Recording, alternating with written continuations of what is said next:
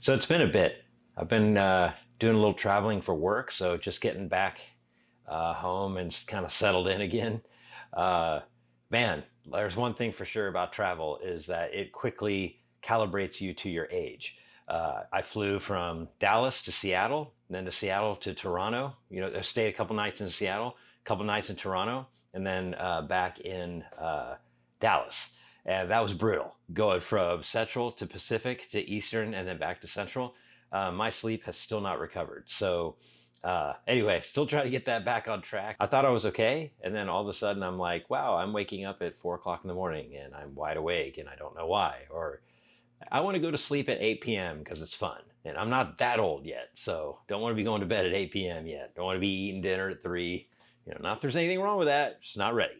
So anyway, I wanted to give you all a quick health update. I did get my blood numbers back, my numbers back from my blood test.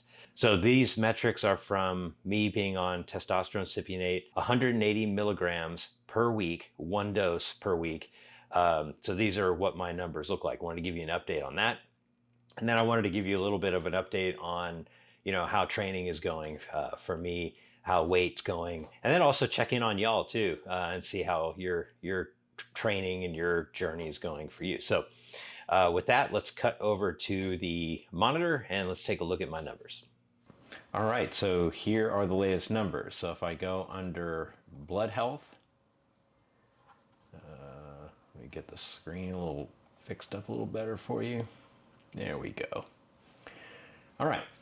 So if we look at blood health here, you can see I've got a couple things that are kind of going on to pay attention to here. So hematocrit, for example. Hey, I said it right. Hematocrit. If you notice, I was about 2016, so that's about 8 years ago. I was 43.9. This is the state when I started using testosterone. Exogenous testosterone is right here, TRT, aka. So you'll notice that in January, this is where I was. Now, correction, I wasn't using testosterone right here. I was considering it. I started using testosterone at the end of February. And there's Ghost alerting me that there's a leaf moving in the yard. In June of 2012, I was at 47.8. So it was just starting to tick up a little bit, but nothing too terrible. But yeah, as you can see, after using, this was largely when I was using 200 milligrams every other week injection. My hematocrit was already starting to inch up a little bit. And then a month later, so I started doing taking 180 milligrams of testosterone cypionate once weekly at this point. And you can see that it kind of went up. I guess it kind of went up a bit exponentially, but there's not enough data here to really understand the full graph here or the full curve.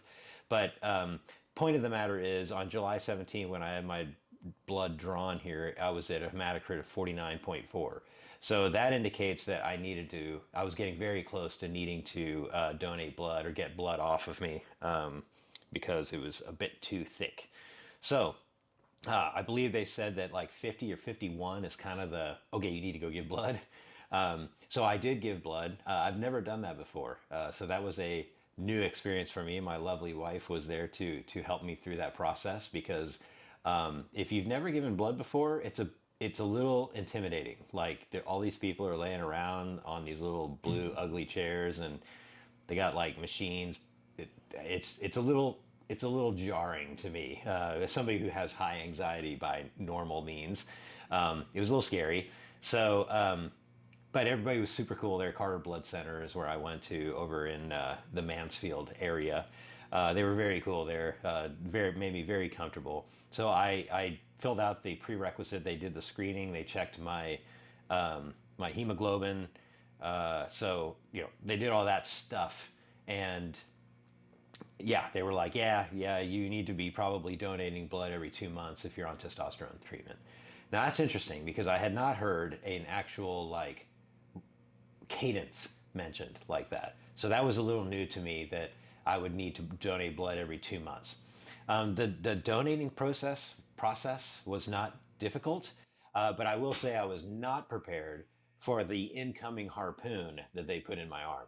Like I thought the needle to draw testosterone was scary. The needle to take blood is freaking scary, man. That thing, I mean, I don't mean to freak anybody out, but like I'm preparing you. Like you're gonna look at that and say, "That's going in my arm," because like it's a lot bigger than the needles they use for like taking blood and stuff. This thing, like you can see the opening, and when I think you can see the opening in the needle, that's a little scary. So anyway, I gave whatever unit, I guess a unit of blood. No problems there. I had a little bit of fatigue afterwards. I was feeling a little woozy. I did eat before I went, and I did eat some sugar and stuff afterwards. Now, again, that was like 3 days after I got back from my North America tour, if you will, of travel. So I was already pretty fatigued anyway. I wasn't sleeping well, and it just so I think that all kind of played into it. And fatigue in general is going to be an episode that I do because I've actually been tracking that, and I've got some things to share around that. So more to come on that little sneak little teaser for you for that episode. But anyway, it'll be interesting to see. I'll probably have another blood draw in about a month because now with my numbers the way they are, spoiler alert here, they bumped me to 200 milligrams of TRT a week. So I am now injecting 200 milligrams once a week, every week. So it'll be interesting to see where this hematocrit number goes to now that I've given blood, and then how fast it progresses up from there. So to be continued on that. Hemoglobin, a little elevated there, probably due to the same thing. Again, I'm not a doctor. I don't really understand all this crap. Let's see, red blood count, white blood count, looks pretty normal. Like I had a 7.9, a 9.6 over here, but 6.6. I don't know. I mean, I'm actually surprised that it wasn't maybe a little higher, or maybe it's lower. I don't know, from like fighting off the bizarre illness stuff that my body probably came into contact with as I traveled. But thank God, thank the Lord that I did not get sick, and I'm not sick. So that's fantastic news. In fact, I will say, since I've been on my little journey, illness, I've been pretty bulletproof. I'm knocking on this actual real wood desk that I have here. It's actually quite a nice desk. Tangent. Anyway, all right, let's go over to hormones. Let's take a looky at what we got here. So SHBG, when I was not on treatment, obviously it was cratered pretty bad. That was part of my symptoms, if you will. Went up to 19.5 when I was on, 200 every other week. It's 19.56 a month later. And then now it's down to 17.9. I don't fully understand why that is yet. And I kind of talked to the doctor, but they were like, don't worry about it. But I worry about everything. So I'm going to look into that. We'll see what happens. Bioavailable test. Free test is really the number that matters, if you will, or the number that we really look at. And so I'm at 20.6 nanograms per deciliter, which is a significant improvement over what I was on once every other week, 200 milligrams, and a massive improvement over what I was on pre-therapy at 4.2. So lots of free testosterone flowing, goodness, all goodness there. And even bumping me to like every week, my total testosterone, I expected to be much, much higher. Now, remember, this was when I didn't inject for 2 weeks and I let it crash down again so that I could check my total testosterone with being off treatment. And it was exactly the number it was pre taking any treatment whatsoever. The May 20th, when I was on 200 every other week, I was at 595 total testosterone. I'm now at 696 total testosterone. So still, I think kind of mid-range in terms of like what's normal. Remember, I think they shoot for between 300 and 1,000 total testosterone. So 700 is creeping up to the higher range, but it's not like metahuman rate. Like I'm not over 1,000 or anything like that. So I think 696 is pretty solid, and I feel good too. The one thing that I was a little concerned about, but the doctor did not seem as concerned, but my estradiol did surely shoot up. And the only other estradiol number that I have is from when I bottomed out before. So I don't know if it really shot up, because I don't know what it was here, because my my GP, my general practitioner, did not pull estradiol, even though they should have pulled estradiol, especially when I was under therapy here. So that's a little disappointing. Like this goes to show you that even if you have good intentions and you're trying to work with a doctor, if that doctor doesn't understand like the endocrine system and what numbers to pull and things, they're not going to ask for the right blood work for you, or the right metrics to be pulled in that blood work, or analyzed in that blood work. So I really do suggest that you go to somebody that understands the endocrine system, and then, or somebody that specializes in it, like a T clinic or something like that.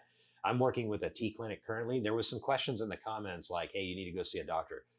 I've been working with a doctor the entire time. So yeah, I want to make sure that that's super clear with all of y'all. This is not Jake going out on the black market buying, testosterone unlabeled and shooting. Like this, I've been working with if you watch my other videos, I've talked about this. I do work with medical professionals to see this, but I strongly believe in the practice of watching your own health, because I just think everybody's really busy, and only you really have the best interests and the most focus in your own health.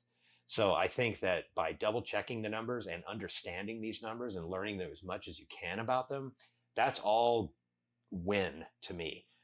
If you just like, okay, whatever with the doctor and you just keep going, I think you're setting yourself up for failure, like, or something getting missed. And that's just the way I feel. You can do what if you have a doctor that you really trust and you don't want to know about all this stuff and you just want them to handle it, that's cool.